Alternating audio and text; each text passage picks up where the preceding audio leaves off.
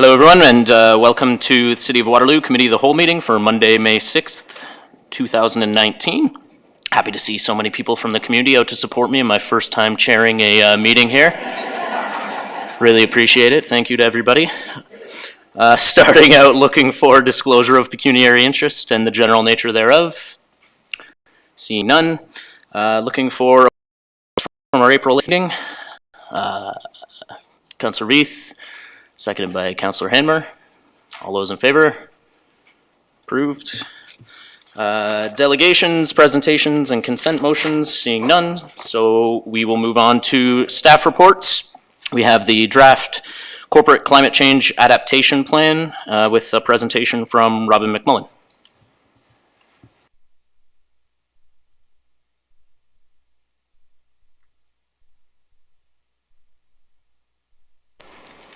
Thank you, Mr. Chair and members of council. I'm going to admit something terribly embarrassing right now. I'm at the tail end of a nosebleed, so things could go either way at any point in time. So I'm prepared, but so on the topic of climate change, why we're here tonight. I'm tabling our draft corporate climate change adaptation plan with you, but to set the context, I want to take a step back first to give you an understanding of what the work we've done to get up to this point. So generally, climate change is referred to as the global challenge that has local impacts. And actions to address climate change can take on two forms, mitigation and adaptation. And mitigation really refers to the actions that we take to reduce our greenhouse gas emissions. And those are what's contributing to climate change, whereas adaptation is really focused on the actions that help us adjust or deal with the impacts of climate change. And while the city's been making a lot of progress on its mitigation efforts, as a first formal step under the adaptation realm, we had to answer the question, what are we adapting to? So to answer that question, bear with me, we partnered with City of Cambridge and City of Kitchener in the region and worked with the University of Waterloo to have a localized projections report completed for us. And that report set out a number of climate change projections for precipitation and temperature, as well as some other extreme events based on historic weather data, as well as an ensemble of climate modeling. It sets out projections for 3 different time periods, as well as for 3 different greenhouse gas emission scenarios. And it's probably important to note that the scenario we went with was the business as usual. So assuming our emissions continue the way they are, that's what we're planning for, kind of worst case scenario. So while there's well, I'm biased, but there's a very pretty and colorful infographic in the draft plan to give you a sense of what it is we're anticipating over the coming decades. Generally, warmer conditions across all seasons, fewer extreme cold days, more freeze-thaw cycles in the near future, but fewer in the longer term, more intense rainfall, wetter spring, summer, and winters, more snow in the near future and less in the long term, more freezing rain and more wind gusts. So overall, a lot of change and a lot of extreme weather could be coming our way. So now, while these are just projections, and it's important to recognize the limitations that come with projections, even just a snapshot of some of the media coverage of extreme events over recent years goes to show that we've been experiencing these events already. So that leads us to the question of, how do we adapt? So the first step basically was to bring a terms of reference for an adaptation plan to council, and that was done back in 2017. And it set out both the scope of the plan so that it would be focused on the city's assets, operations, and services, and it also set out the framework that we are going to use to develop the plan. So that's known as the BARC framework. BARC stands for Building Adaptive and Resilient Communities. And it's a framework that's been used by municipalities across the country, so it's tested or it's well tested. And it basically provides a structured approach to move through the adaptation planning process based on a 5 milestone framework. So based on the work we've done to date, we're sitting at milestone 3. So fundamental to this milestone process was an adaptation working group. So the group was is made up of 12 different divisions from across the organization, including myself. And it was basically the results or findings for each of those milestones and the work we did within them was derived from the adaptation working group. So in terms of the specific process we followed, there was many steps, but the first step was to identify impacts. So based on those projections that we had set out in the University of Waterloo report, how are we anticipating that we will be impacted in terms of our assets, operations, and services? So we identified 46 impacts, and then those 46 impacts were put through a vulnerability assessment. So that vulnerability assessment looked at both sensitivity and adaptive capacity. So sensitivity, by definition, is the degree to which a division's functionality would be affected when exposed to that impact. And then adaptive capacity considered how could that division, or whether a division could adjust to that impact with minimal cost or disruption. So we did that vulnerability assessment, and ultimately of the 46 impacts, 28 earned a medium or high vulnerability ranking. So from there, we took those 28 medium or high vulnerability ranking impacts and put them through a risk assessment process. So the risk assessment considered likelihood and consequence. So the likelihood looked at the probability of the impact occurring, and the consequence looked at the estimated or anticipated consequence of the impact occurring. And through the consequence exercise, we looked at economic, environmental, and social criteria. So it was a fairly broad-reaching assessment. And then based on all of those scores, 11 impacts came to the top and were identified as our priority impacts. And it was those 11 impacts that we then moved forward to action planning. So to help guide our action planning process, the adaptation working group set a vision, a series of principles, and a number of goals. So it was ultimately 37 actions that were identified to address both the goals and those 11 priority impacts. And based on those 37 actions, we developed an implementation schedule. So with all that work under our belt, we headed out to the community to get their opinion and their thoughts and input on what we've done to date. So the community engagement program lasted from April 8th to May 1st, so it just closed last week, and it included questions and surveys and opportunities for comment on Engage Waterloo. We did 4 pop-up engagement booths, as well as we promoted kind of both the Engage Waterloo content and the pop-ups on social media. So that has ultimately led us here, which is at council tonight to table the draft plan with the steps that we're anticipating to come up next are reviewing and summarizing the feedback we receive from the community, modifying the draft plan accordingly, and then reporting back to council with a final plan. So with that very quick and without too much overview, I'm happy to answer any questions. Thank you very much for that, Robin. Looking to council for questions. Nobody? I have a question, actually. So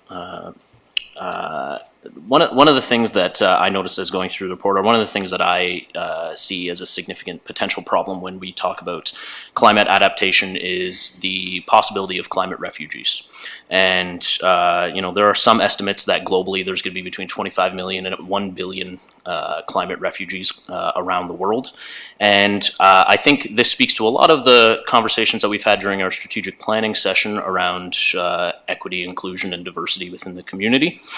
And understanding that the federal government is likely to see increases in humanitarian immigration because of this, I wonder if there was any consideration given to how important having policies around equity, inclusion, and making sure that people coming from different backgrounds and cultures are welcome in our community was taken into consideration.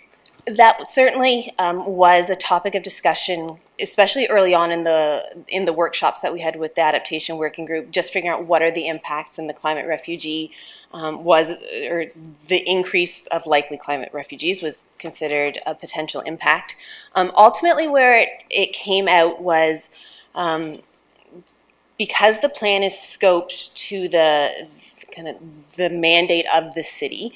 The best approach we felt was focusing on the core services and assets and all those key operations that we provide across the board. So if that means people still have access to the programs they rely on, whether it's through the programming through our community outreach group, or whether it's through the programming that happens at the rec complex, making sure that we are best equipped to continue to deliver the services that the community relies upon, then we can best support the community, whether they're new residents or they've been here a lifetime, in getting through whatever threats climate change throws our way.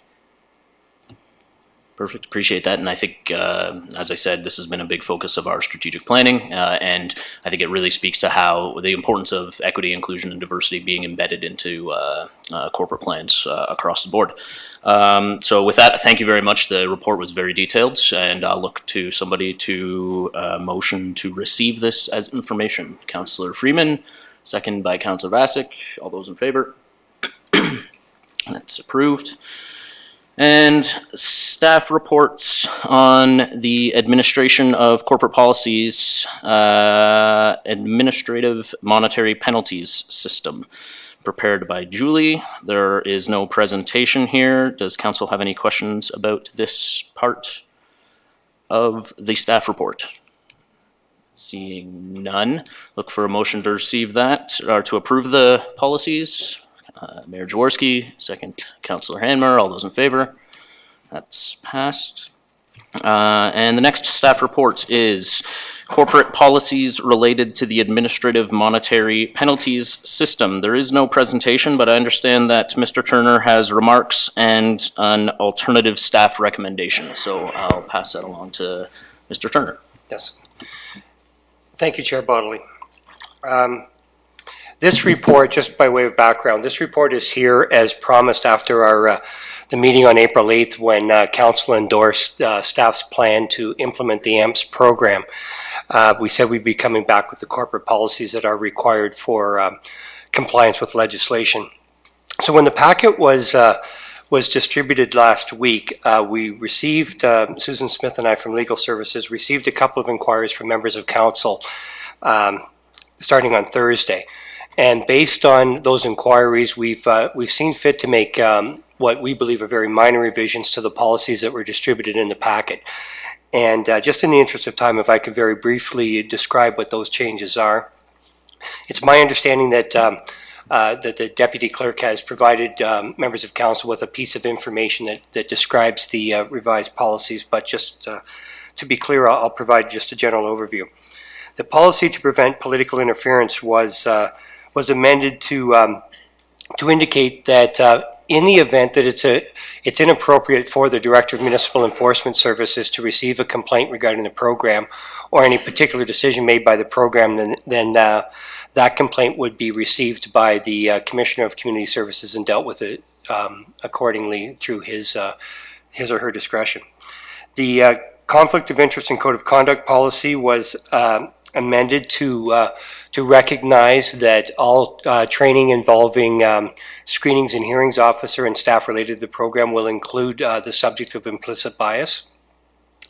The public complaints policy was amended to indicate and acknowledge that it's very difficult for us to investigate anonymous complaints.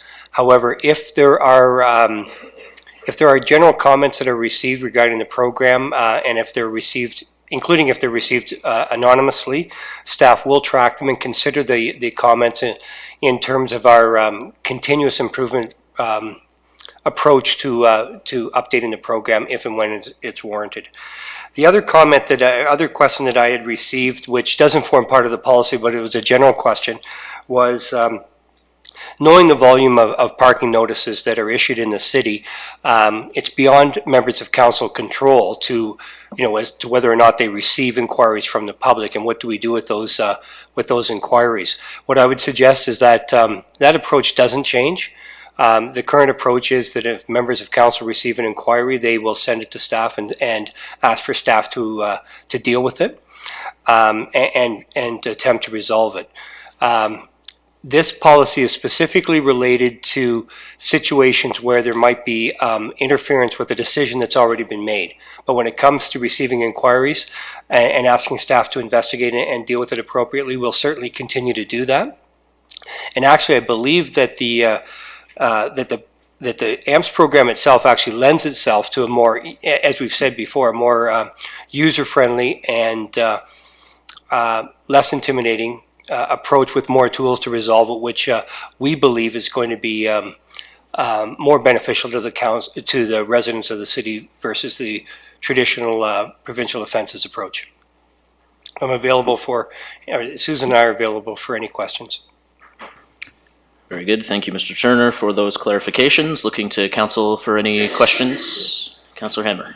Just one quick one through you, Chair. Thank you, Shane, for giving a bit of a feedback and update on the revisions. There were a couple of other policies, though, that you didn't comment on. So are those new with no changes, or just how do they fit? Through you, Chair Bodley, there were six, attached to this report are 6 policies. The inquiries that we received related to 3 of them, and so the 3 that I mentioned are the ones that are revised in a very minor fashion. The other 3 policies have not been revised at all from what was attached to the packet. Okay, thank you. So I'm understanding they're just reviewed. You've just reviewed them and no changes. That's correct. Thank you. Looking for any further questions from council? Seeing none, I will look for a motion to receive this or to approve these policies. Councillor Vasic, second by Councillor Hanmer. All those in favor? That's passed. And the final staff report is a heritage permit application, HP 19-06 3040 King Street Old Stock redevelopment. There's no presentation, so looking to council to see if there are any questions. Seeing none, look for a motion. Mayor Jaworski, second by Councillor Henry. All those in favor? You raise your hand there? Yeah, thank you. Don't make me hit the gavel here, Councillor Vasic. That's passed. Okay, and now the main event.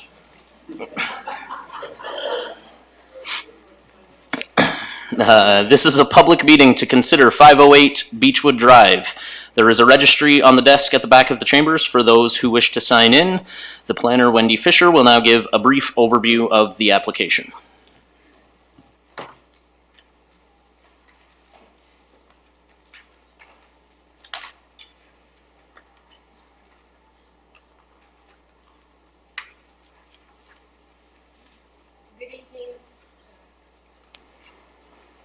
Good evening, Chair Bodley, Mayor Jaworski, councillors, and ladies and gentlemen. This public meeting is with respect to zone change application Z1807, which applies to 508 Beechwood Drive. The application has been appealed to the local Planning Appeals Tribunal, or LPAT, file number PL 180793. The subject property is located in a stable, low-rise neighborhood known as Beechwood West, and is generally located on the north side of Herb Street West and the west side of Fisher-Hallman Road, on the north side of Beechwood Drive. In terms of surrounding land uses, to the north is a tributary of the Clare Creek, which is a regulated waterway under the GRCA, and beyond that is a condominium development consisting of 1- and 2-story townhouses. To the northwest is McRae Park. The lands to the both east and south each contain a condominium development comprising of 3-story quadruplexes. And to the west is the city-owned walkway that leads to McRae Park. And beyond that are 2 condominium townhouses, again consisting of single detached dwellings, 1 and 2 stories in height, and townhouse dwellings consisting of 2 stories in height. These are images of the subject lands. They are comprised of 2 properties, approximately 0.74 hectares in size. The east property contains a 7-story, 41-unit apartment building and surface parking lot. The western portion contains tennis courts and underground parking. And there is access to the property off of Beechwood Drive that is located in the middle of the property. In terms of the official plan, the 508 Beechwood is designated as mixed-use medium-high density residential and medium-high density, which contemplates a maximum height of 40 meters and a density of 150 to 600 bedrooms per hectare. There are limited ancillary uses that are permitted on the property if deemed appropriate, and they include offices, medical clinics, convenience retail, restaurants, food stores, child care centers, personal service shops, and spiritual use. The official plan also designates the lands as minor corridor, where intensification is encouraged. Minor corridors are lands that predominantly consist of medium and medium-high residential uses with some commercial uses. Policy 3.6.2 subsection 2 of the official plan does specify that where lands are in a minor corridor and adjacent to other lands designated low-density residential, height and density will be limited as defined by the official plan in the zoning bylaw. And policy 3.6.5 specifies that new development within a designated nodes and corridors must demonstrate compatibility and integration with the surrounding land uses. In terms of zoning, zoning bylaw 2018-050 zones the property as active zone change, or ZC. This zoning category was applied to the properties where applications were submitted prior to the comprehensive zoning bylaw being approved in September 2018. The ZC zone does recognize that the zones that existed under previous zoning bylaws, so in this case bylaw 1418 applies, and it zones the property as multiple residence with a height limit of 12 stories or 36 meters. The MR zone also provides for a maximum density of 250 units per hectare, and as well as other non-residential uses that are listed here. There are 3 other zoning amendments that provide regulations that are applicable to this property. The first is site-specific bylaw 81088, which did provide or establish apartments as a permitted use. The maximum height that was permitted was 380 meters above sea level, which is approximately 5 to 7 stories, based depending on your elevation. And it established a maximum density of 100 units per hectare. Site-specific bylaw 05067 was the second amendment, and it created new multiple residence zoning, or MR zones, that was a result of implementing the findings of the city's height and density study. This bylaw also recognized and brought forward previously existing site-specific bylaws, including 81088 and the height restriction of 380 meters above sea level, and that restriction applies today. The final set of regulations were established through severance and minor variance applications in 2002, and these applications were intended to facilitate a 6-story apartment building located to the west of the existing apartment building. The approved consent application did sever the property into 2 parcels, and the approved minor variance application created a reduction to the side yard setbacks in between the 2 properties, reduced the parking spaces requirement on the parcel with the existing apartment building, and increased the density again of the existing apartment building from 100 units per hectare to 101 units per hectare. So despite the fact that the building was never constructed, these regulations remain in effect today. In terms of the proposed development, the applicant is proposing a 12-story building or 37.5 meters in height. By demolishing the existing tennis courts and an underground parking structure and constructing a building that consists of a 4-story podium and 8-story point tower that would be located in the southwest corner of the podium. The building would contain 132 units or 220 bedrooms, comprising of 40 one-bedroom units, 4 one-bedroom plus den, 82 two-bedroom units, and 6 two-bedroom units plus den. The existing building would remain and would be tied in physically to the proposed building. And between the combined new and existing building would consist of a total of 173 units, 283 bedrooms for a combined density of 384 bedrooms per hectare, or 235 units per hectare. And total parking on the property would be 225 spaces. The applicant is also proposing to dedicate a 1-foot strip of land along the existing westerly property line and adjacent to the walkway.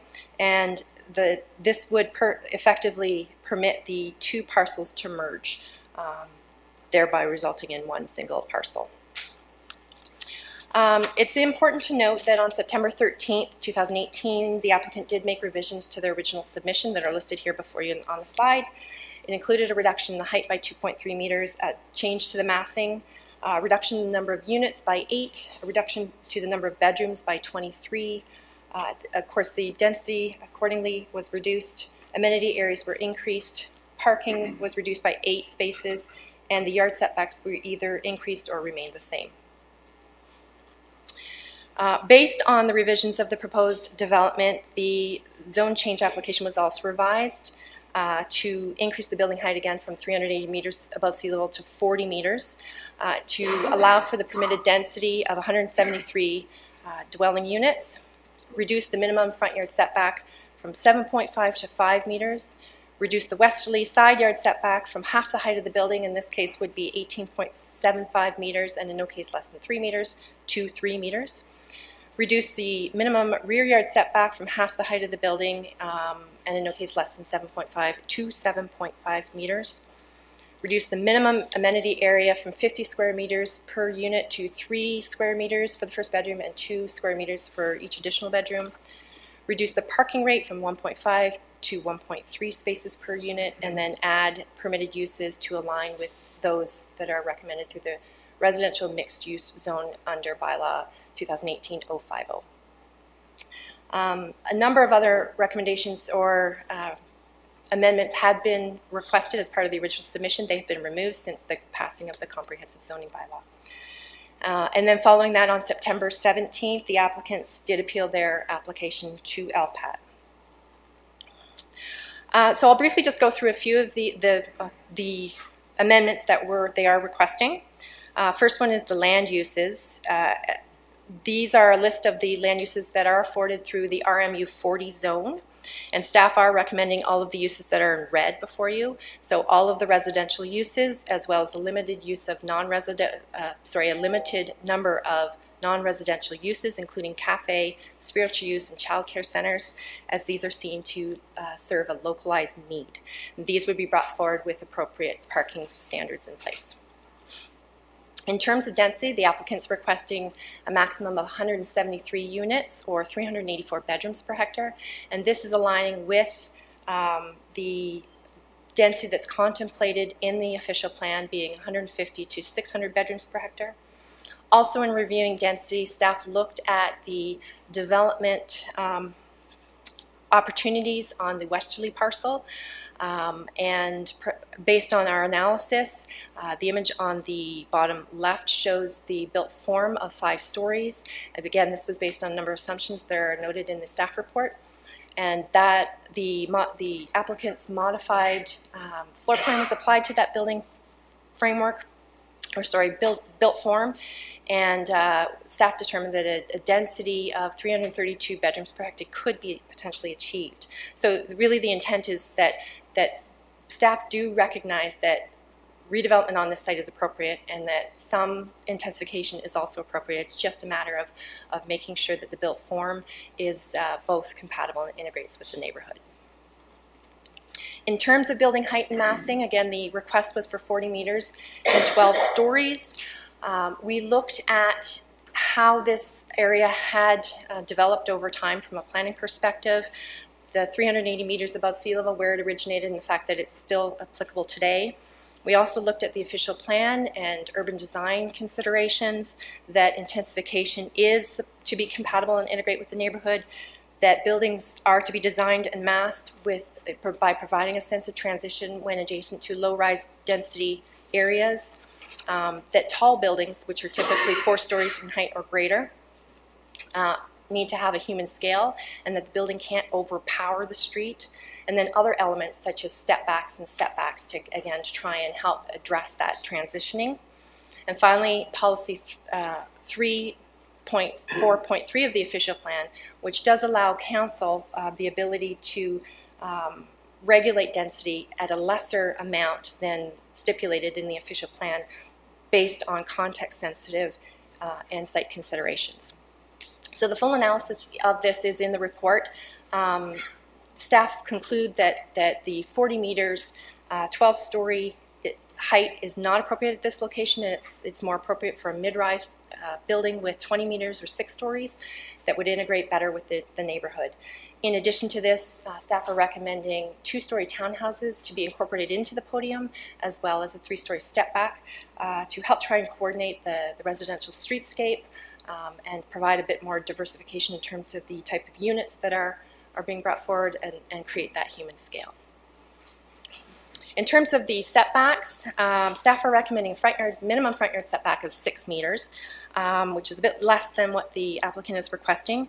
And the purpose or the reason for it really is to provide for a more consistent street edge in looking at the adjacent properties.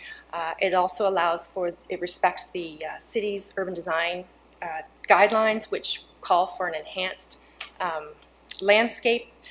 It allows for larger canopy trees and then the retention of mature trees. In terms of the westerly side yard setback and the rear yard setback, this was based, again, as I mentioned, at half the height of the building.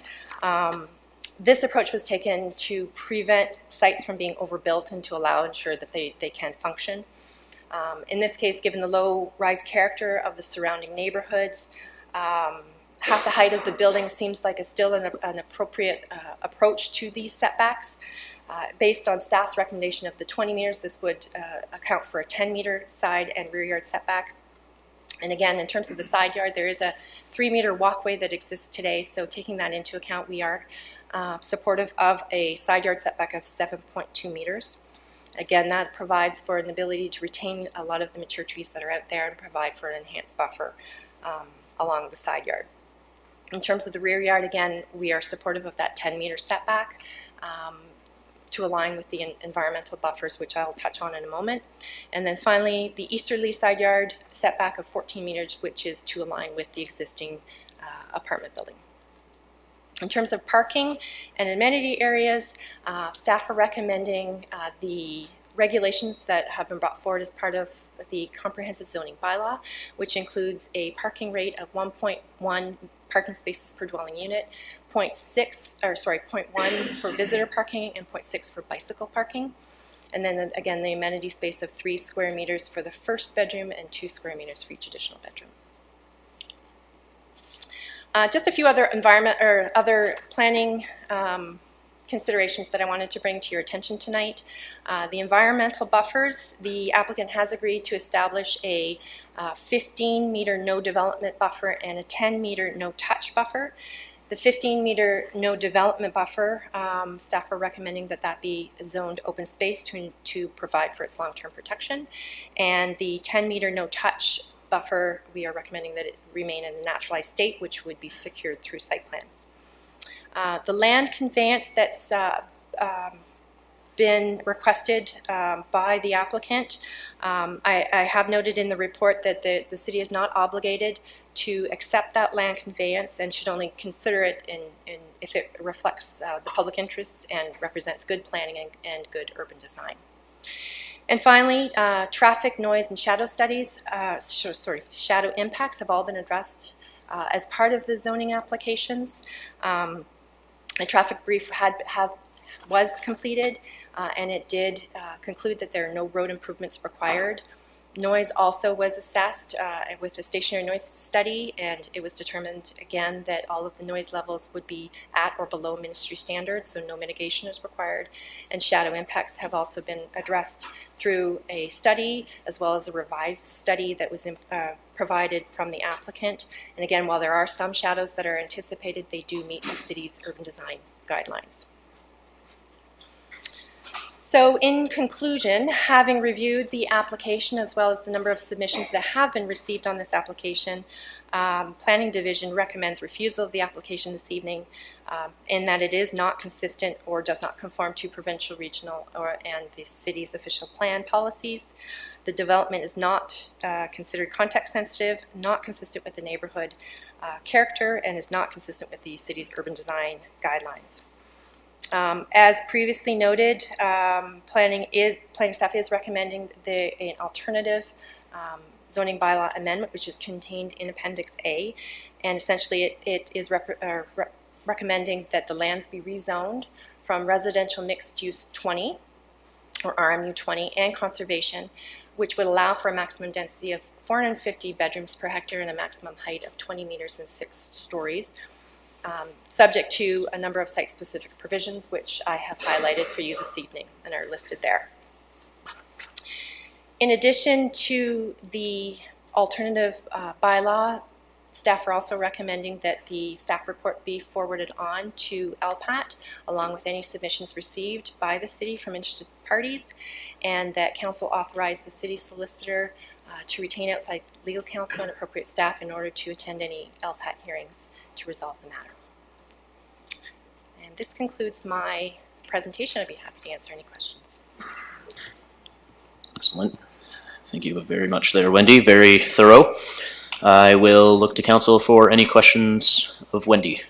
Mayor Jaworski. Thank you, through the chair. Thanks for all your work on this, Wendy. I know it's been a long time coming. And I know we've chatted about the history lesson this provides back in the background that you have here, dating to the Beechwood West being sketched out in 1978 and the zoning approval back in 81 for this building. So it looks like this building, or the existing building on this property, really is one of the first contemplated buildings in that area at a 6-story building. Through you, Chair Bodley, that's correct. It was approved right after the bylaw was put in force in effect. Okay.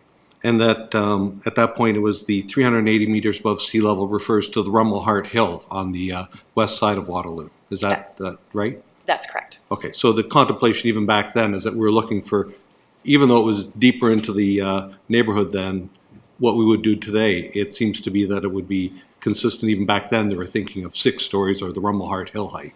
That's correct. Thank you. Other questions? Councillor Hammer? Thank you. Thank you. Through you, Chair Bodley. Wendy, thank you very much for the comprehensive review, and also thank you to the residents of Ward 1 who are in the audience today. I certainly did hear from lots of you regarding this project as we were going through the campaign, and I'm pleased to see that so many of you are here today and have expressed your concerns and suggestions. So through my questions, hopefully we'll get a few things responded. Wendy, can you just go through with us a little bit more what actually has transpired in terms of engagement since June 11th when the informal meeting was held?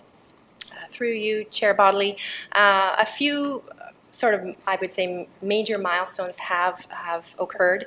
The first is the approval of the comprehensive zoning bylaw, which, as I say, did zone the property as ZC, just indicating that there is an active zone change application and was subject to a thorough investigation and analysis.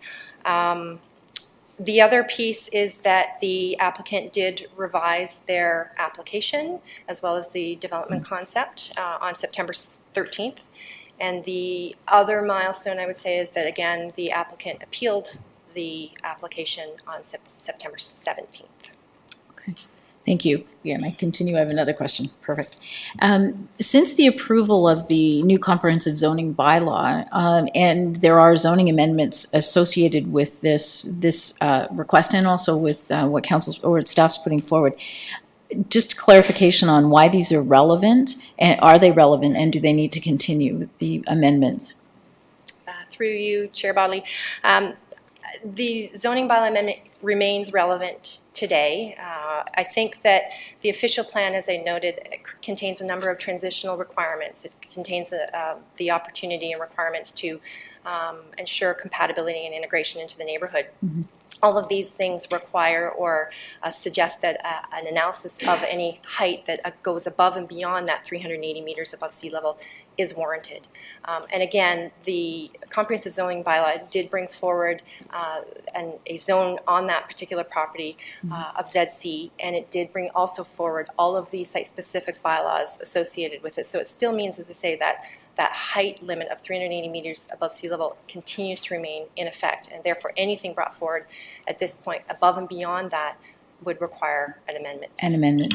So with what's being proposed in the staff report is that we adhere to or maintain the 380 meters above sea level, which would be a 6-story building. That's correct. Okay. Thank you for that.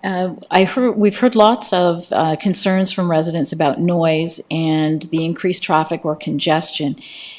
With the proposal that's coming forward from staff, can you offer some insight onto any potential impact or changes to the impact of the traffic, the noise, and actually the shadowing is another concern? Through you, Chair Bodley. Each of those have been, as I say, have been previously assessed based on the revised proposal. Through staff's position or recommended bylaw, it would mean that the height is coming down. Mm-hmm. So therefore, some of the issues associated with shadow would be reduced. As well, noise, again, we are generally respecting the setbacks that were previously proposed by the applicant. So the fact that they've already completed a noise study and it was demonstrated that that they're meeting the ministry objectives and no mitigation is required would therefore carry forward, generally speaking. And same thing, again, with this sense of traffic. As I say, there was a study completed that did demonstrate that no road improvements are required. This particular site, again, it's not necessarily saying that there would be a lesser density. The density would be driven by the built form. So again, I think that the fact that they have a traffic study that demonstrates that the requirement, as I say, no road improvements are required, would carry forward. Would carry forward. Okay, thank you. That's helpful. I have just two further questions, if I might. And they both relate to urban design and the built form. As you described in the presentation tonight, the proposal is for a modified built form that would incorporate both a 6-story building as well as townhouses, which are a little bit more in keeping with with what's in the neighborhood already. So how do you envision that split will happen, or is that something we'll leave to the designers? Through Chair Bodley, so the whole purpose of the zoning bylaw amendment is to establish really the overall built form in terms of the sort of the footprint. It would be left up to we would provide some direction, and that's what's been provided through the zoning bylaw in terms of any height requirements, step back requirements, and setbacks. Everything else would be left up to the applicant or developer to proceed and design a building that's in keeping with the city's urban design guidelines. Okay, and then my final question is, within your report, there are quite extensive list of considerations for urban design, and is that something that is usual or becoming more usual practice for us to identify what those considerations will be? So it's a 2-part question. That's one part of it, and the second part is, if we are approving the staff report and supporting the considerations that are there, what are the consequences, if any, if the developer chooses not to follow the considerations that staff have put forward and council has approved? Again, through you, Chair Bodley. I think providing urban direction through staff reports is a typical approach that planning approvals does take. Reviewing zoning bylaw amendments, official plan amendments, these are all high-level documents. Mm-hmm. And generally speaking, developers bring forward conceptual ideas. Again, we are establishing through these amendments what that building envelope will look like and the building mass, but not the actual detail. So bringing forward that detail at site plan and making recommendations, sometimes we do find that there are issues or matters that we want to identify and make sure that they are incorporated in a future site plan application, and that's the reason why we would bring them forward as part of the zoning bylaw amendment. So it is a very typical approach that we do take.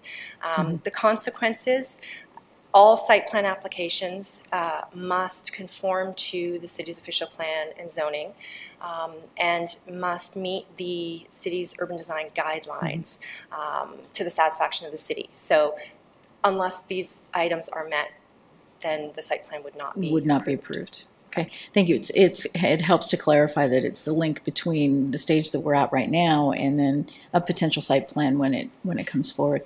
To my colleagues, thank you for indulging me in my numerous questions. That's it for now. Last one was a two-part question. I don't know any other questions from council? Councillor Henry? Thank you, Chair Bodley. And Wendy, I think it behooves me at the beginning of this meeting to ask a question about the decision that council is being asked to make tonight in the broader context of where the decision-making authority on this matter is ultimately located, and how the decision might or might not engage with the folks that are the actual decision makers on this file at this point because of the appeal. So I was wondering if you could comment on those items, because I think it behooves us not to sit here and act like this is a normal circumstance and a normal kind of meeting where the authority still rests in the hand of council to make the ultimate decision on this matter, or the key decision on this matter as it is under appeal. Through you, Chair Bodley, good question. Again, given the fact that the application has been appealed, we aren't following the normal course of approval, which would afford a formal public meeting, in which case we would be bringing forward a staff recommendation and we would be engaging the public through that determination. LPAT decisions are largely based on council's position on applications. So really the purpose of this evening's meeting is for us to determine what that council position is so that we can take that forward to future LPAT hearings. And it also, coincidentally, does provide for an opportunity for the public to hear what staff's position is, which I have received numerous phone calls over the months to say where are we coming at with this application. So it does provide that opportunity as well. Maybe just to piggyback on Councillor Henry's question, do we have any feedback that you can provide about any of the changes at the provincial government level surrounding LPAT and how they may impact the appeal as it moves forward? To you, Chair Bodley, there have been some recent changes as of last week where the provincial government has announced that LPAT will be no longer, and that it will be morphed back into the Ontario Municipal Board. I have not reviewed those changes at all, so I'm not able to inform you further than that in terms of what that looks like and what the rules of the day will be. Very good, but it's safe to assume that there may be some changes to the process. That's correct. Any other questions from council for Wendy? Seeing none, thank you very much. I will now ask any registered delegations to come forward, beginning with Jennifer Lieberman. Welcome, Jennifer.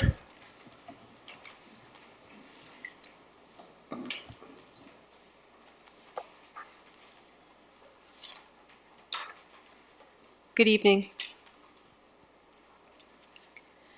Good evening, Mayor Jaworski and councillors. I'm Jennifer Lieberman, and I'm here to present some objections to the proposed development at 508 Beechwood Drive in Waterloo.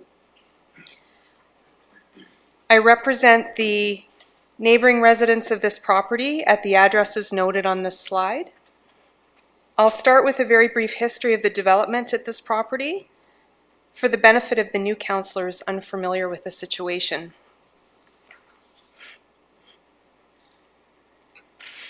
In March 2018, Lebrecht Patterson and Associates filed an application to build a 12-story apartment building with retail space at 508 Beechwood Drive, in addition to the 6-story building already there.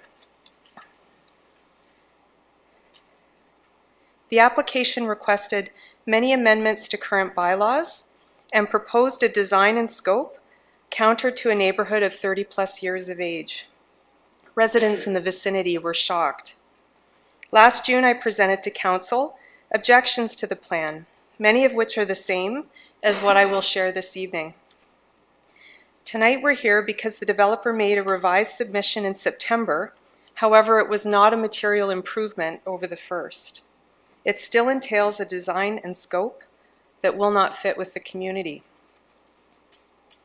At the end of last year's meeting, Council requested the developer contact me to negotiate a more reasonable build, but they did not do so, nor did they contact the city. We later learned they filed an appeal with LPAT for their original application on the basis that no decision was reached by Council within 150 days, as required by Ontario's Planning Act. Council, it seems the developer intentionally allowed 150 days to expire to avoid negotiation and filed with the new LPAT to circumvent the city's decision-making process. So today we find ourselves in the same circumstances as last year with a number of objections to the plan. One, it's based on the assumption of RMU 40 zoning, which is not consistent with the RMU 20 or lower zoning placed on surrounding properties. Excuse me. And two, the plan build will have long-term detrimental effects on the quality of life of surrounding residents, such as increased congestion and noise, diminished community aesthetic, and strain on surrounding amenities. Based on this, their application to Council and appeal to LPAT should be rejected. And now for further detail. At the time of the March 2018 application, the zoning at 508 restricted the height of any new building to RMU 20 or 6 stories. Both applications seek to amend this, presuming an approval of RMU 40 zoning. The highest zoning on Beechwood Drive is now RMU 20, as per the new citywide bylaw passed by Council in September 2018. Further, all the properties in the area are at most 2 stories. A 12-story apartment building is not in keeping with this and will affect current residents' privacy and access to sunlight. Here's what 508 looks like today with the current 6-story building. Note the height of neighboring buildings that the arrows point to. On the left is the village of Beechwood West. On the right is the village of Beechwood Commons. Here are the artist renderings from each of the applications. The current 6-story building would be behind the structures you see here. Each rendering shows a podium at the bottom to house retail establishments and amenity space, and a tower for residential units. The developer would have you believe they've materially improved the obtrusiveness of the structure. Actually, they've simply reduced the footprint of the tower and made the podium taller. The overall height of the building is still 12 stories, and now the podium is more obtrusive. Either of these structures is much better suited to a downtown core, not a well-established neighborhood of freestanding homes and 2-story condos. I'll now discuss the long-term detrimental effects the new building will have on the quality of life of surrounding residents. The first is an increase in congestion and noise. There will be almost a 4-fold increase in the number of units on the property. The new building will have 132 units. The current building has 41 for a total of 173. This would occur on what is today only a tennis court, small parking area, and small green space. The current building has no rear-facing balconies, sits well below street level, is fronted by a significant berm and surrounded by many mature trees. There would be balconies on all sides of the new structure. It would be at street level, and the berm and trees would be removed. There would be 225 parking spaces for 220 bedrooms, residential visitors, and retail patrons, which is not enough parking. We can expect spillover into the visitor parking of neighboring condos and onto Beechwood Drive, causing roadside congestion and visibility issues. There would also be increased traffic on Beechwood Drive and Herb Street. Regarding foot traffic, There's a narrow unfenced right-of-way behind two of the neighboring condo complexes and an open walking trail behind the village of Beechwood West. The new building would increase foot traffic in these areas, affecting privacy and security of these residences. With the proposal including retail space, residents are concerned about the installation of a variety store with late night hours. This could subject them to headlight glare through their windows at night. A diminished community aesthetic and strain on current amenity space are also concerns. In terms of the front, side, and rear setbacks surrounding the new building, there's little change between the March and September proposals. The current 6-story building is set back 60 meters from the street. If approved, the front of the podium would be 5 meters from the sidewalk. While this is a small improvement over the previous proposal's 3.5 meters, the minimum front setback in the bylaw is 7.5 meters, and even this is very narrow for a 12-story building. We have an example of how this would look. This is the 12-story building at Urban Westmount. The red circle highlights that there's virtually no green space on this side of the building. The yellow circle shows the setback of the facade, which is 4 meters from the sidewalk, only 1 meter less than the developer's proposal of 5 meters. This is what we don't want to see at 508. The developer is asking for the height to be 37.5 meters, which is above the current RMU 20 maximum for the surrounding area. The proposal falsely claims the development will be, and I quote, 1. A form that is compact and compatible with the surrounding established neighborhood, and 2. One that respects the scale, physical character, and context of the established neighborhood. Councillors, there's nothing compact, compatible, or respectful about the developer's plan. As a precedent, in the early 1990s, a similar proposal was made to build a high-rise apartment building at Liberty Gate around the corner from 508. The application was rejected, and instead low-rise townhome-style condos were erected. To understand what I mean by a diminished community aesthetic, here are some examples of homes that directly abut the property at 508. At top left is Beechwood Commons. These are Cape Cod-style condos. At center is Beechwood Classics, and at top right is the village of Beechwood West. All of these homes are 2 stories.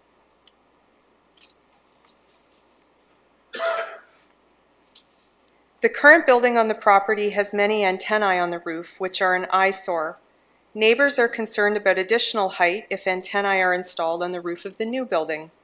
The artist's rendering in the developer's plan does not show this equipment. Access to sunlight will be another issue, and Jerry Hooskamp, another presenter tonight from our neighborhood, will discuss the shade implications further. Privacy is also a concern, as residents on the top floor of the new building will be able to look down into neighboring swimming pools and decks. The developer wants a reduction in the current requirement of 50 square meters of amenity space per unit to 3 square meters for the first bedroom and 2 square meters for the second. This is a reduction from approximately 93,000 square feet required by the current bylaw to 8,000 square feet, a decrease in amenity space of 92%. This percentage is unchanged from the original proposal. The revised submission indicates they've brought the landscape space to the required 30%, but it does not show how they were able to do this. The March submission included the use of Clare Creek, a crosswalk described as a vegetated walkway leading to McCrae Park, and McCrae Park itself. Councillors, an existing creek, pathway, or nearby park should not be used to manipulate zoning or create the impression of bylaw-compliant landscaped or amenity space. To clarify, Clare Creek is not a walkable area, it's a narrow swamp. How can a crosswalk be classified as landscaped or amenity space, and a large section of McCrae Park is a stormwater management pond, not usable amenity space? In closing, Based on our objections, the revised application to the city and the appeal to LPAT should be rejected. RMU 40 is the basis of the application. However, RMU 20 is now the maximum zoning for the area. The September submission is not materially better than the prior March submission. It will have long-term detrimental effects on the quality of life of surrounding residents and does not fit with the community aesthetic. The pictures I shared don't fully depict the feel of our neighborhood. To see how out of character a building like this would be, please visit the location, drive on Beechwood Drive, and note the homes that are there.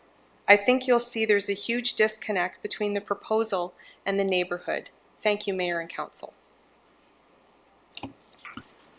Thank you very much for the presentation, Jennifer. I look to council. Are there any questions from council to the delegation? Councillor Hanmer? Only one this time.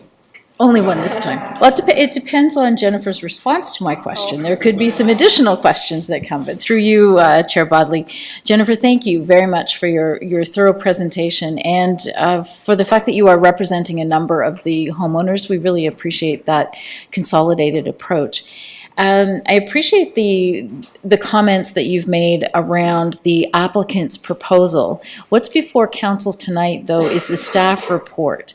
And the staff report, as you've just heard from our staff, is different than Yes. and does address a number of the issues that you've been raised. It does. I worked on this presentation before the staff report became available. So I appreciate that Wendy Fisher has done a lot of work to address this, and those details are in the staff report. And there are some improvements there. We do still have some concerns, obviously. Okay. And my question was really for you to elaborate, and I know it's putting you on the spot because you've just heard Ms. Fisher's presentation, but given that information and what is before council, what are your views? Well, it's not just my views, it's the views of the community. And, you know, as I said in my presentation, I would encourage anybody to take a drive along Beechwood Drive, note the homes that are there. What you have to see is just how close the surrounding properties are to 508. So, you know, the construction and the noise, those are just a piece of the puzzle. It's really going to be a disruptive build to the neighborhood. And it's just shocking to think of something that's potentially, you know, this tall being as close to something as a two-story building. Everything is, you know, fairly close together in the community. Just a final comment. I do live in the neighborhood, so have walked the area good. around 508 Beechwood. I actually live on the other side of the villages at Winchester, so I'm very familiar with the surrounding area, and so appreciate the comments about making sure that something is fitting within the neighborhood, and respecting that there is a 6-story building there already. So I do appreciate your comments around that. Thank you. Thank you, Councillor Hanmer. Any other questions for the delegate? Seeing none, thank you, Jennifer. Thank you. And I will now ask Jerry Huiskamp, hopefully I didn't butcher that too badly, to come forward and present. Welcome, Mr. Huiskamp. Thank you, Mr. Chairman.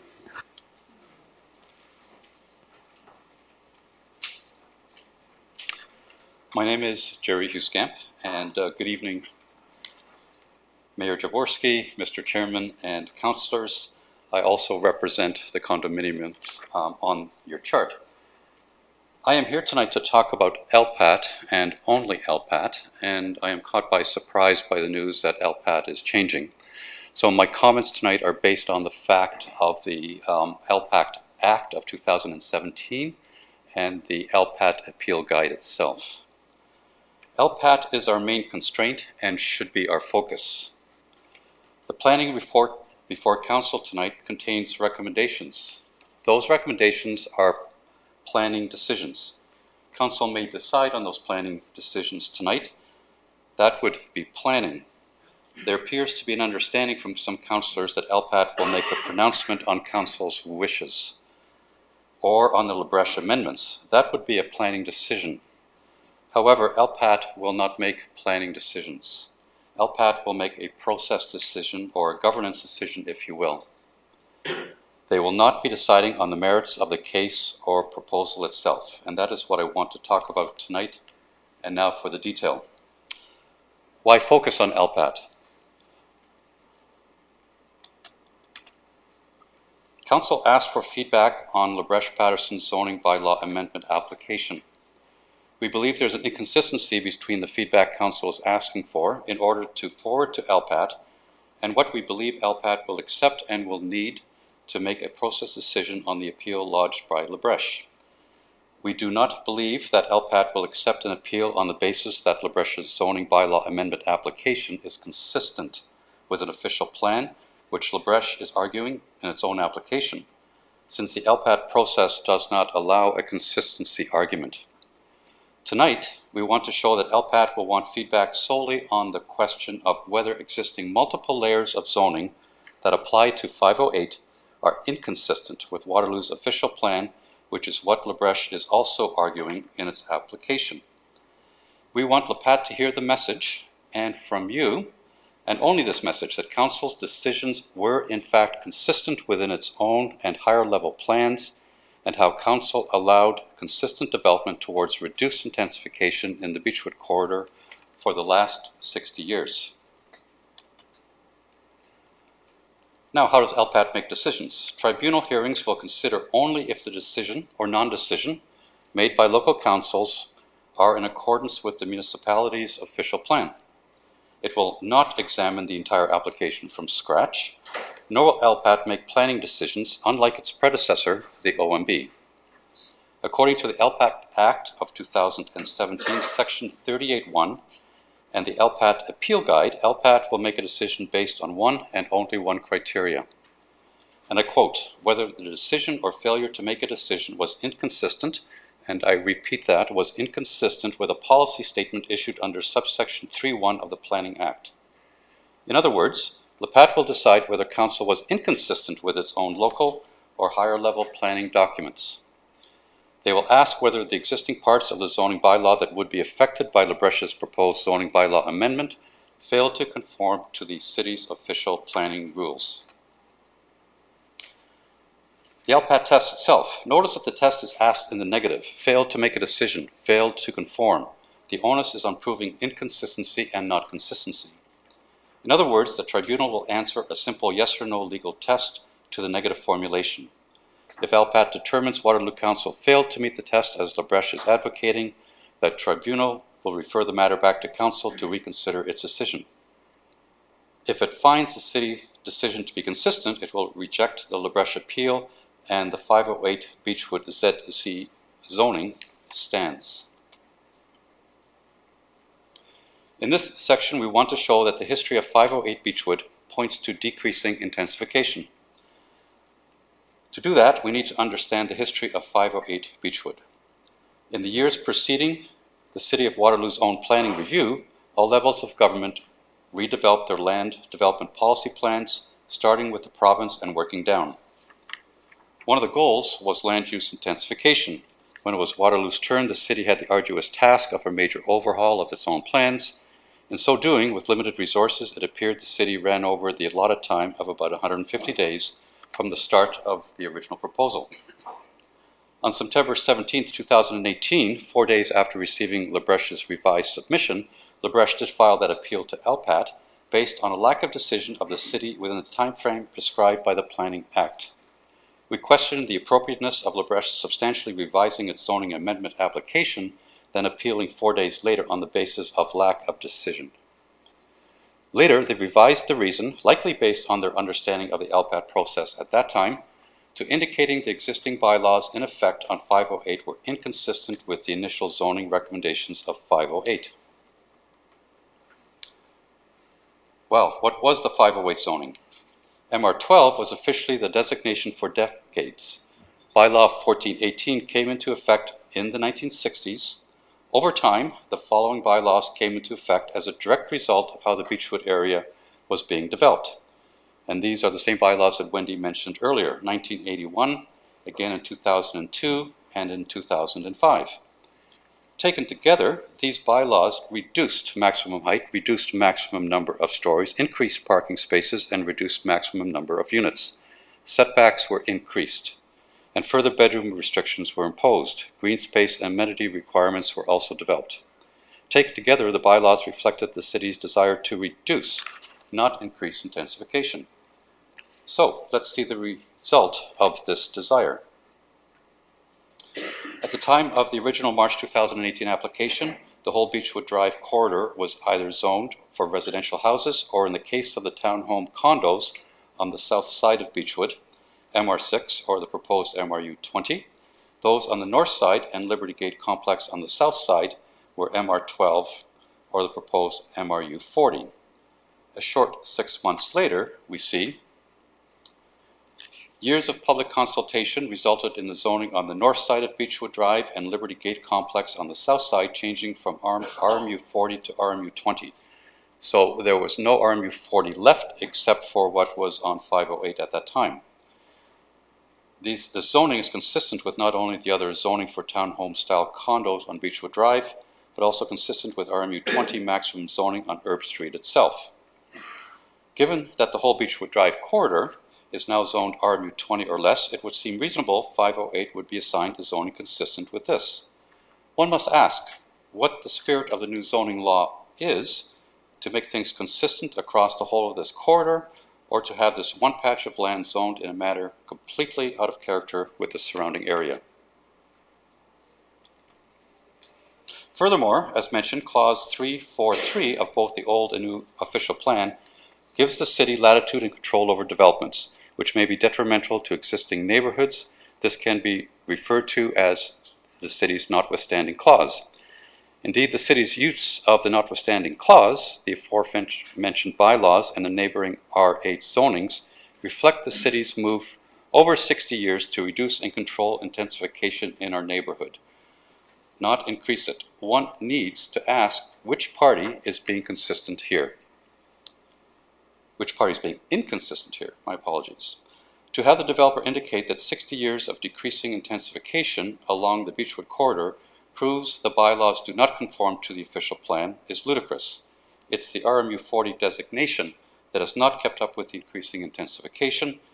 It is the RMU 40 designation that is not consistent with the official plans. So what conclusions does LPAT need to understand? First, LaBreche's appeal hinges on whether they can prove Waterloo's decision on 508 was inconsistent with the city's own plan. LaBreche will argue existing bylaws in effect on 508 Beechwood, the ones that were mentioned earlier, are inconsistent with the RMU 40 designation. The goal for those of us who believe in rational development hinges on proving the opposite. One argument we make is that council's decisions were neither inconsistent nor consistent with the plan, in that LaBreche hijacked the process before a final decision could be made, as 508 was designated ZC. It's equally possible and also very rational to conclude that the city's planning actions from the 60s until today were consistent with the official city zoning plan on 508 as stated under the history discussion. This is what LPAT needs to know. LPAT is crystal clear they will not make a planning decision. It is a process decision. If LPAT sides with LaBreche and finds the city decision to be inconsistent with a policy statement, it will send the decision back to council for reconsideration. If it finds the city decision to be consistent, it will reject the appeal and 508 Beechwood ZC zoning stands. In any case, the city will make a decision regardless. We think council should, of course, designate 508 RMU 20 or less to make things consistent across the whole of this corridor, and because all residential properties in the Beechwood West area are now RMU 20 or less. In closing, Mr. Chairman, what does LPAT need to understand? First, that the bylaws in effect on September 2018 on this property were consistent with the historical trend in this neighborhood. Secondly, that the September 2018 Council RMU decision on surrounding condo properties was consistent with the historical trend of 508 Beechwood and other neighboring properties. And finally, that Council has the right to further define or restrict the minimum or maximum height or density for any property based on considerations that are unique to individual sites or areas. Mr. Chairman, thank you very much, and I'm open to questions. Thank you very much for that, Jerry. Very detailed presentation there. So understanding that maybe because of Jerry's presentation, we may have questions of staff. I'll leave that for afterwards. Does anybody have any questions of the delegate? Councillor Hanmer. Thank you. I do have a question of the delegate, and I do have a question for staff. So, Jerry, thank you very much for your presentation this evening. I do have a similar question to that which I asked Jennifer, given that the staff report that you heard tonight in the presentation, and that really a number of the issues you said are not consistent, have been addressed within the staff report. Your thoughts and comments around that? Thank you for the question, Sandra. I did look at the Appendix A in quite a number of detail, and when I sent out an email, I said, oh, not only do we have RMU 20, but it looks like a Christmas list. So that's my personal feeling. I think that with the plan that I saw Wendy present, RMU 20 with those further restrictions and the amenity restrictions, those uses that are compatible with our neighborhood, I'm personally am happy with those recommendations. Thank you. Before we get to Councillor Hanmer's staff question, any other questions from council for the delegate? Seeing none, thank you, Jerry. Thank you. I'm not going to try butchering your name again. And staff questions from Jerry's presentation, Councillor Hanmer. Thank you. My question is to Mr. Ross, and I'm not seeing where he is.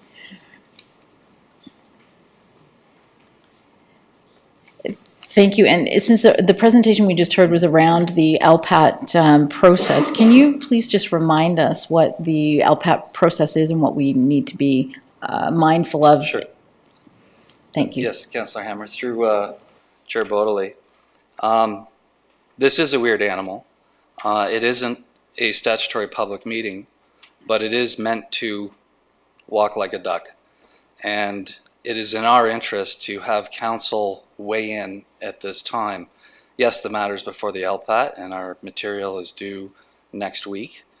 But it is in our interest, it is always in our interest for council to have made a decision on this matter.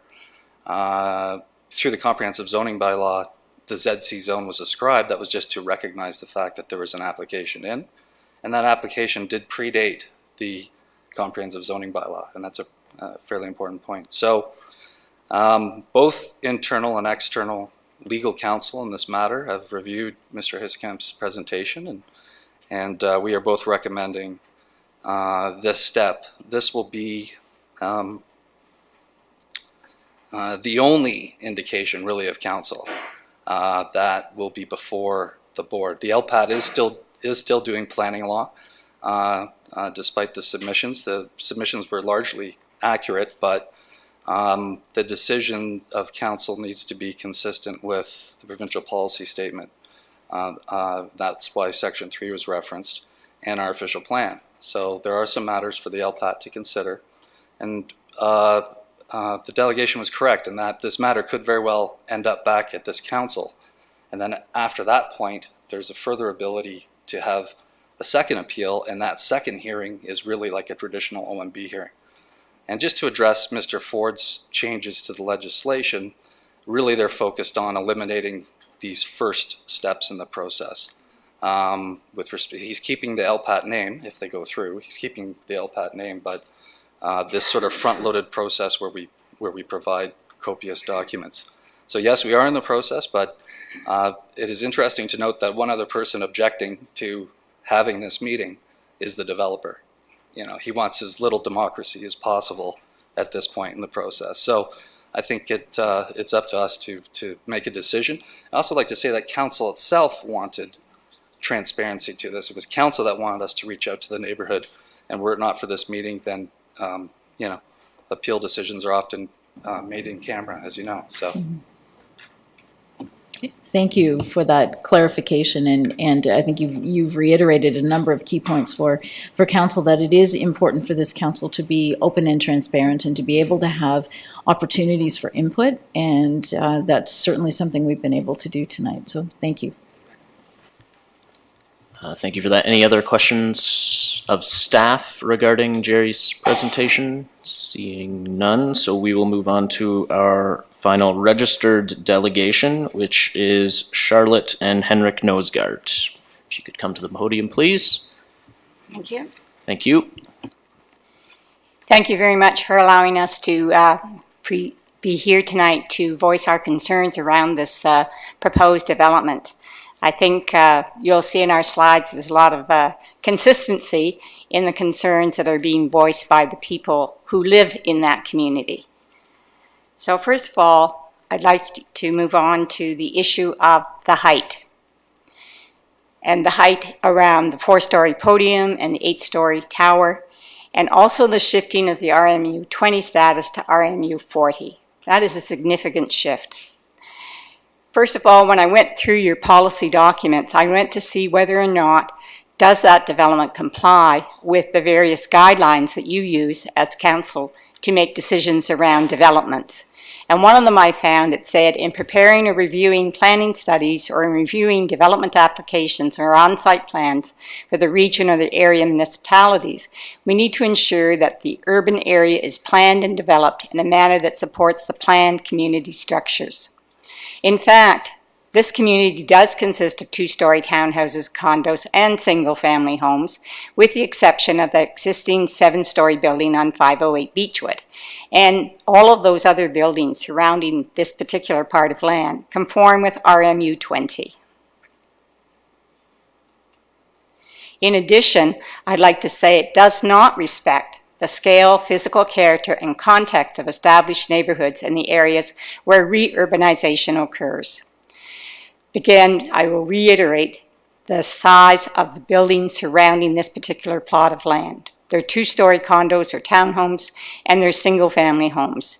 If you put in a 12-story building in a southwest tower, it changes all the scale and the context and character of the neighborhood. In addition, it does not support the planned community structure and the region because of the reurbanization. The minor variance requested from the regulation of 101 units per hectare to 132 units per hectare shows intensification is increased. So the density of the population in the surrounding area will also increase. We live very near to McRae Park. I see many people walking that walkway. Many of them have dogs. Many of them have children. We can hear people playing basketball. Now imagine how many of the new apartments that this proposal says is for 2-bedroom apartments with a den, which you know, of course, that den is going to turn into a 3rd bedroom. Let's be realistic. With the issue of height, that tower will be visible from the Rumelt Hill. And I think this council is very clear about that they do not want that high visibility to block drivers as they go over the Rumelt Hill. So that higher ground elevation effectively doubles the height impact on the surrounding landscape. If you walk by that development, you'll actually see that that 6-story or 7-story building is on a lower elevation, which means you only see 5 stories. Where they're proposing to add that addition, that land is much higher in elevation, almost by 2 to 3 stories. That's going to change the landscape dramatically. When I look at urban design, you want to have human scale development, which is one of your general city design guideline objectives, where you want it to relate to human scale proportions and to dimensions. This 12-story height imposes a vast difference to the surrounding structures, which are primarily 2-story townhouses. Add in the fact that they're going to put balconies everywhere. There will be not a spot of privacy on anyone's home who are in those townhouses or single-family dwellings that surround this property. In addition, this will impact on property values as the skyline will alter dramatically. Also in your guidelines, you talk about the fact that it should not result in adverse impacts on the surrounding properties. And I'll go to quality of life next. The surrounding property values will decrease as that tower will create shadows. It will create invasion of privacy to the people who live in that area. Please stick with the RMU 20 requirements. When we look at the quality of life, and this is some research that I've done, the adjacent townhouses, the condos, and the single-family homes will be impacted as shadows of unplanned high-rises have a negative impact on human health, comfort living, natural ventilation, reduces economic value of line, changes the building design and orientation and landscaping, and I will provide those references on request. Additionally, when we talk about the issue of shadowing, I have tried to search for the shadowing report. I have not been able to locate it. When we look at how we should be assessing shadowing, we also need to look at the solar impact. And most cities that I've researched in North America are now using a guideline called the City Environmental Quality Review of 2012. So I'm wondering if that's the guideline that this council uses, if the planning department uses it, or if that was even considered when the first shadowing report was submitted to council. So our primary issue is the height of the proposed building is twice as high as the current building. The shift to RMU 40 significantly alters the landscapes as there are no buildings close to that proposed height in our surrounding area. So I beg the council, please do not put a Gunzilla building in our neighborhood. Thank you. And so we're saying this building is simply inappropriate for the area for the neighborhoods that are there. And as you can see here, it completely dwarfs everything else that's there. We don't want Gunzilla demolishing any buildings. And as the mayor pointed out, we did misspell Godzilla, so. Thank you for listening to our concerns. Thank you for the presentation, Charlotte and Henrik. Appreciate that. And if you want to circulate that gift to everybody on council, I'm sure we can use that on our Twitter pages at some point in time. Looking to council for questions of the delegate. Councillor Hanmer. Thank you. My goodness, standing. I do really appreciate the Godzilla. Thank you, Charlotte and Henrik. And I guess welcome back to the neighborhood too. I know you're new back into the area.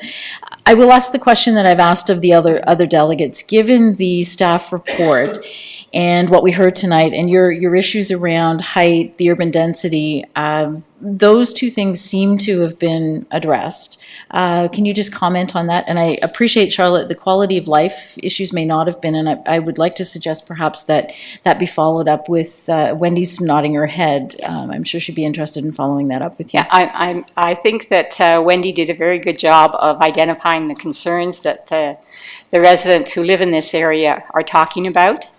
I believe that the council has to make a firm decision around making this an RMU 20 designated neighborhood. Mm-hmm.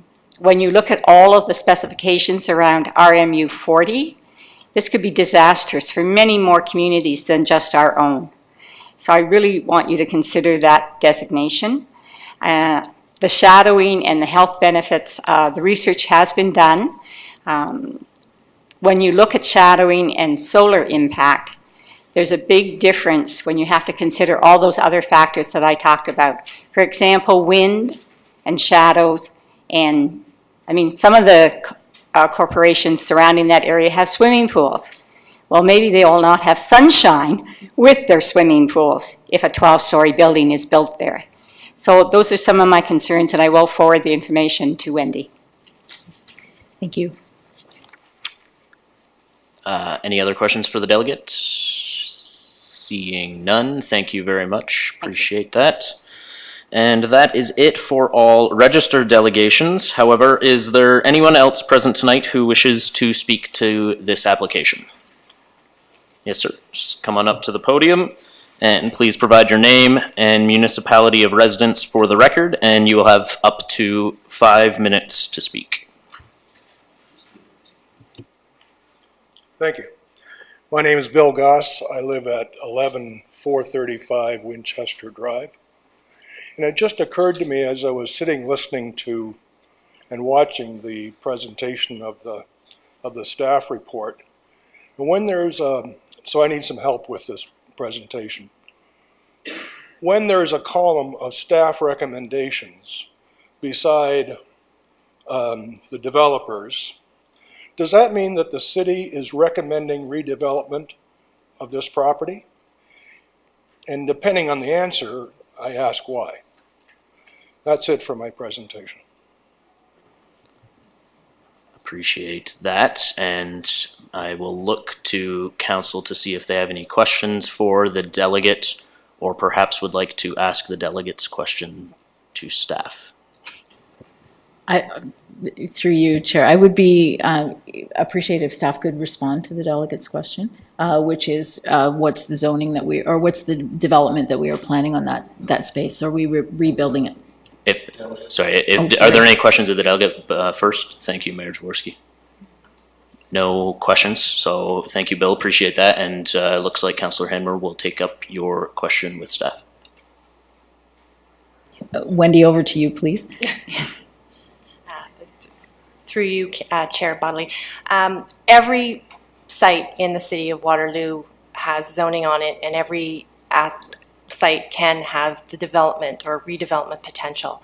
So it is a matter of looking to that zoning and seeing what is appropriate and what opportunities do exist. So even at this particular site, even if we look at the previous zoning at MR12, as well as the site specifics, there would have been opportunity to redevelop under those existing permissions.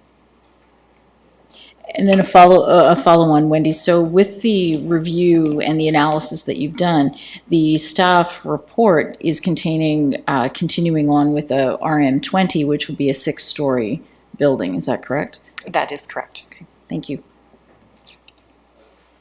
Sure, go ahead, Mayor Jaworski. So the question was really of the city, which is staff and council. And what I would say to the delegate is that the city outlines what is possible. The city does not drive redevelopment. We might, in certain circumstances, such as a brownfield, an old industrial site that's lying dormant, for which we have brownfield development credits to help drive that type of development. But in terms of what goes on in a neighborhood, we essentially sketch it out. We say this is what's available. And so even though today we're here today because the developer came to us in the first place, so at the end of the day, if for some reason the developer says, you know what, this is too much trouble, I'm not going to develop this site, staff and council are fine with that. That's fine by us. We're just outlining what's possible today. And perhaps if I could just follow up on my own to Wendy, if I could, it's fair to say that if this delegate had, or if the developer, that owns this parcel of land had come in with a site plan process that met all of the zoning requirements under MR12, we would be obligated to have them go through the process, which includes site plan approval and urban design guidelines, et cetera, et cetera. That it's not a matter of us encouraging or discouraging development. It's what the landowner is intending to do with the property and the stipulations that the city has set for that land. Is that fair to say? That's correct. As long as any site comes forward meeting the zoning requirements on a property, they have the ability to move forward with a site plan application and move forward with redevelopment under those existing conditions. Thank you for that clarification. Any other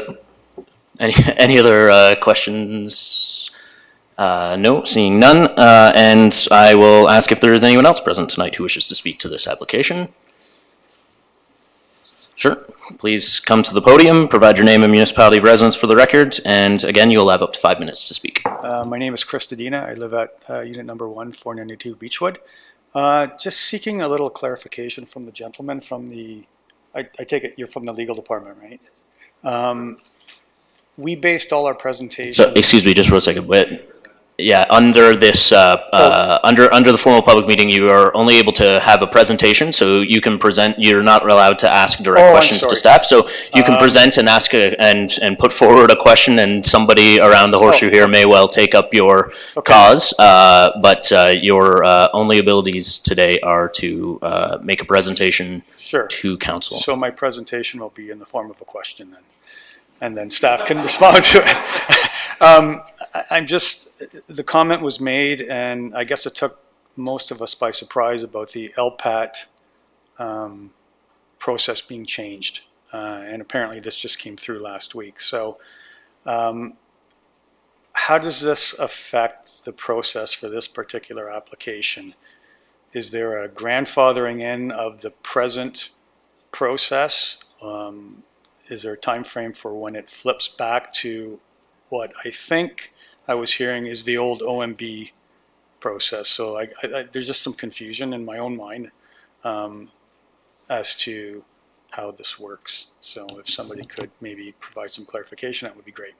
Appreciate that. Notwithstanding the delegate's question, any questions of the delegate? Seeing none, and so you can. Thank you.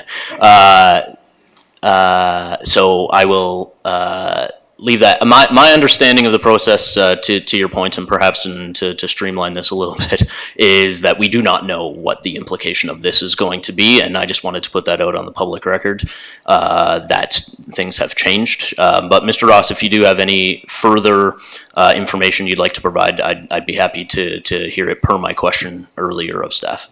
Sure, thank you, Chair Bodley. The transition regulations have not been determined yet, so we actually don't know exactly how it will play out. But with respect to this proceeding, yes, we're into this proceeding. It'd be highly unlikely that the new changes to the legislation will impact this matter, at least this first hearing. So, because yes, there is a grandfathering aspect to planning law. Thank you, appreciate that.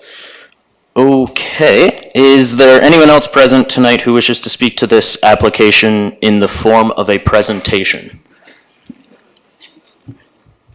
I restricted it on everybody, so seeing none. So if there are no more delegations, I would remind council that you have received several pieces of correspondence in your revised agenda and will advise that this public meeting is concluded. The report is now open to council for a motion and debate. Councillor Hammer, haven't heard from you all night. You have not heard from me all night, no. Given that this has been a very big issue within our area, and the fact that council has been trying to look at planning guidelines and planning direction that help suit the neighborhoods that we are in, and also address the issue of intensification and densification. I am in favor of the report that's been put forward by staff and would be pleased to make that motion. Very good. Looking for a seconder. Mayor Jaworski is always eager to be a seconder.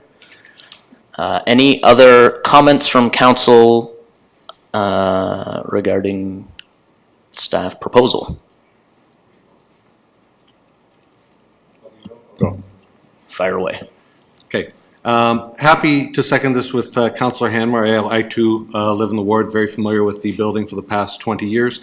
And I think it's, as everybody knows, when this first comes up, you really have to go and see the site for yourself.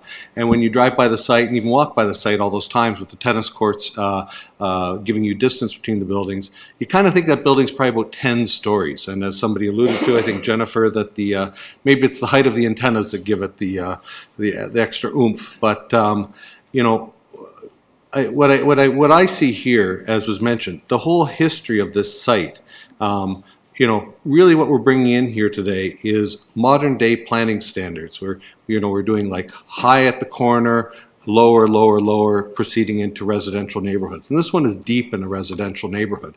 So, you know, we do the best we can with what zoning is out there, and the Rumelhart Hill from 40 years ago, and thank goodness Rumelhart Hill is still there because that gives us something to draw an analogy to. And, but I think, you know, all in all, looking at the provincial policy statement for intensification, the official plan, zoning through the years, all the different parameters, I think we've come to the point where we're saying, okay, this is the most that could ever go there. It really doesn't make sense in this neighborhood being adjacent to everything that's grown up around it. And I think we've done the best we can. I think staff have done an excellent job taking into account 4 decades of history and all the different parameters of the site, and looking to see what we can do in here. So was happy to second it, and look forward to the motion coming to a vote. Any other comments from council? Councillor Freeman. Through you, Chair Bodley, I just wanted to thank everyone for coming tonight and for encouraging your neighbors to write in. It is very helpful when the city finds themselves headed towards a legal conversation to know that council is in a strong position where the community is concerned, and that we're speaking essentially with one voice. And I appreciate all the work that Wendy's done on this file. It's a lot of work to try to navigate this space with an applicant that is focused on what they want and not what the community wants. And so thank you for that, Wendy, and thank you to staff for the work that lies ahead if this motion is approved. I will be supporting the motion as placed on the table.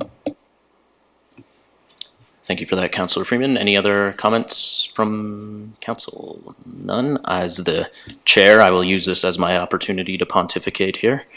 I only get one up. Pardon me? Okay. Well, I'm going to use a special opportunity for me to pontificate from the chair. So I just want to use this opportunity to, and the fact that we have so many members of the community here, to speak to the why increasing density in the city is a necessity. Notwithstanding this specific location, and we've heard from delegates and from staff as to why this particular development being proposed by the developer does not make sense. But I want to speak to the importance of intensification in the city, broadly speaking.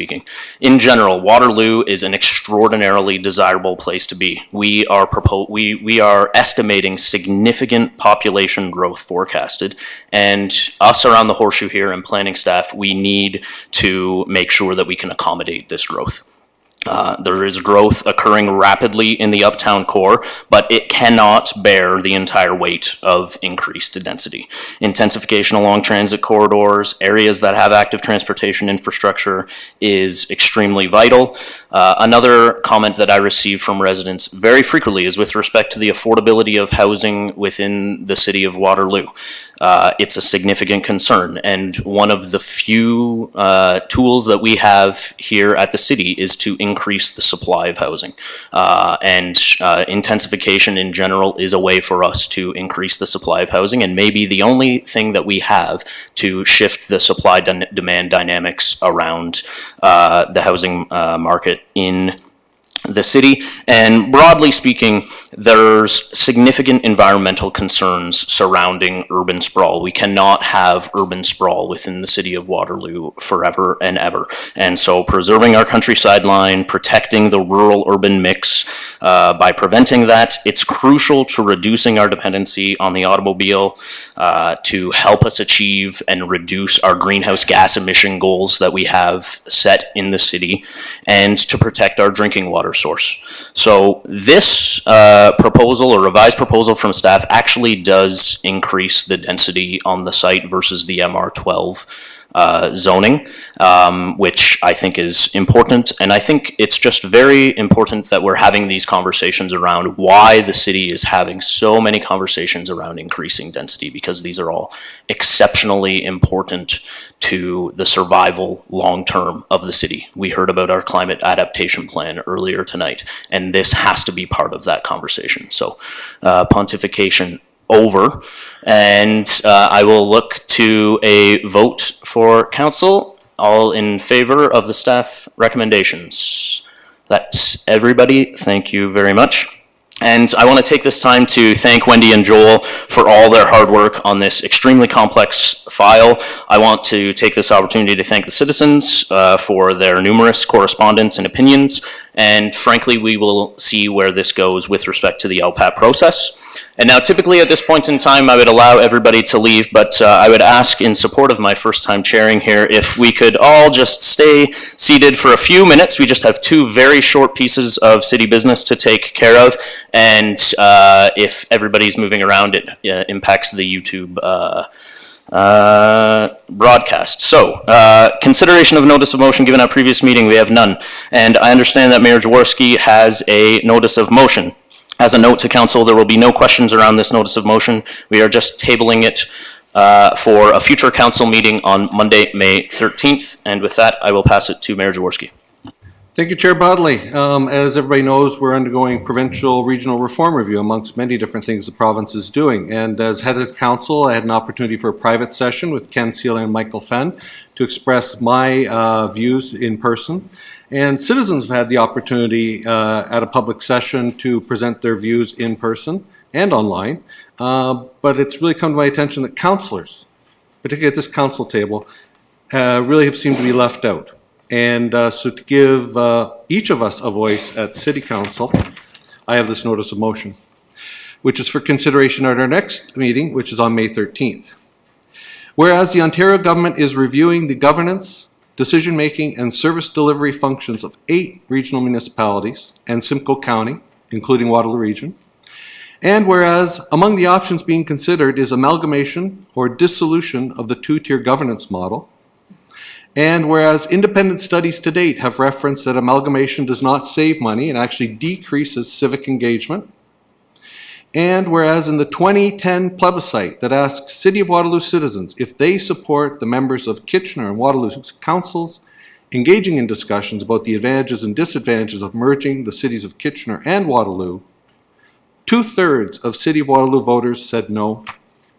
And whereas through a recent citizen satisfaction survey, 88% of respondents in Waterloo said they received good value for the taxes that they pay, and 99% of respondents said the quality of life in the City of Waterloo is very good or good. And whereas the CAOs within the Waterloo region have an ongoing, long-standing practice of evaluating and implementing service delivery improvements that benefit the citizens of Waterloo region. Now therefore be it resolved that the City of Waterloo Council supports a two-tier governance model that fosters civic engagement, collaboration, and efficient service delivery while allowing Waterloo to deliver the services desired by our constituents through this accountable and transparent model. And we'll have the opportunity to discuss that next week. Thank you. Thank you very much, Mayor Jaworski. Any other notices of motion? Seeing none. Communications and correspondence? Seeing none. Regional information and correspondence? None. Unfinished business? No. Does anybody have any new business they'd like to bring forward? No, but I will. So I just wanted to speak to that myself and other councillors here were at Lutherwood on the weekend for their Step for Kids fundraiser to raise, and they raised over $125,000 in support of children's mental health. This is an exceptionally important initiative. I just read a study talking about the largest concerns around that youth have, broadly speaking. And third was mental health. Second was the affordability of housing. And first was climate change. All things that we talked about this evening. And although sometimes I get confused for being in that youth category, when I'm purchasing beverages from the beer store. I am not in their category, but I do support those three as the top priorities for myself as well too. Questions from anybody? Seeing none, and I'll look for a motion to adjourn. Councillor Veith and Councillor Henry, all those in favor of adjourning, that's everybody. And now we have a 1 minute, Councillor. You see how this really goes, Councillor Bodley? Okay, go ahead and bang it. That's for me. There you go. Special council meeting Monday, May 6, 2019. Disclosure of pecuniary interest, general nature thereof, seeing none. Staff reports on Waterloo North Hydro Holding Corporation nominees and proxy. Moved by Councillor Freeman, seconded by Councillor Veith. All those in favor? And thank you, former service, Waterloo North Hydro, for Henrik Nosgaard, for all your service in those years to Waterloo North Hydro Corporation. Next up, we have a one for Councillor Hanmer to, where's that? Thank you. Special that council endorsed the motion passed at May 6, 2019 Committee of the Whole meeting a few minutes ago regarding 508 Beechwood Drive. Moved by Councillor Hanmer, seconded by Councillor Freeman. All those in favor? That's all of us. Enacting some bylaws. Councillor Henry, Councillor Veith. All those in favor? Thank you, Councillor Henry. Motion to adjourn. Councillor Freeman, Councillor Hanmer. We're adjourned. Thank you. Hit it again.